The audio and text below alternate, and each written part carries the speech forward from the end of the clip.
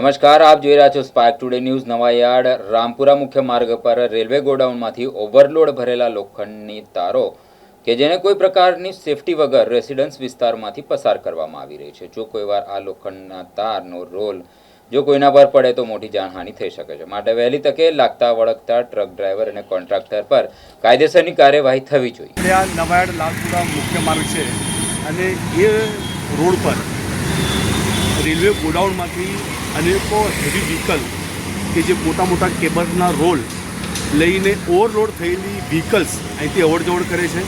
અત્યારે જે પ્રમાણે વિડીયોની અંદર બતાવેલું છે કે ઓવરલોડ થયેલી વ્હીકલ્સ અને સાથે સાથે એ જે વાયરો છે, લોખંડના જે વાયરો છે, એને સેફટીને ધ્યાનમાં લઈને કોઈ પણ રીતે એને પ્રોપરલી બાંધેલા નથી.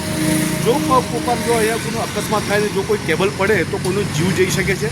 એટલે આ ચેનલના માધ્યમથી હું ટ્રાફિક શાખાના જે પણ અધિકારી છે એમને કહેવા માંગીશ કે સામાન્ય વ્યક્તિ જ્યારે કોઈ પણ હેલ્મેટ વગર નીકળે ત્યારે તમે દુનિયાભરના કાયદા બતાવો છો, પણ અત્યારે જે પ્રમાણે રેસિડન્સ વિસ્તારમાંથી આ જે વ્હીકલ જે નીકળી રહ્યા છે ને બે ધડક અત્યારે તમને કહ્યું કે 6 વાગ્યાની પહેલાં કે આમનું ટાઈમિંગ કોઈ નક્કી છે નથી, ગમે ત્યારે લોકો નીકળે છે વ્હીકલ લઈને.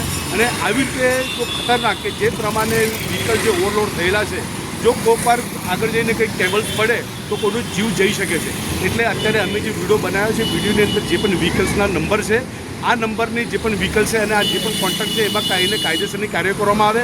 આવનારા દિવસોની અંદર આવતીકાલે અમે જે પણ સયાજીગંજ વિસ્તારના જે પણ આ વિસ્તારના જે પણ ટ્રાફિક શાખાના અધિકારી છે એમને આ વિષય પર લિખિત ફરિયાદ કરવા.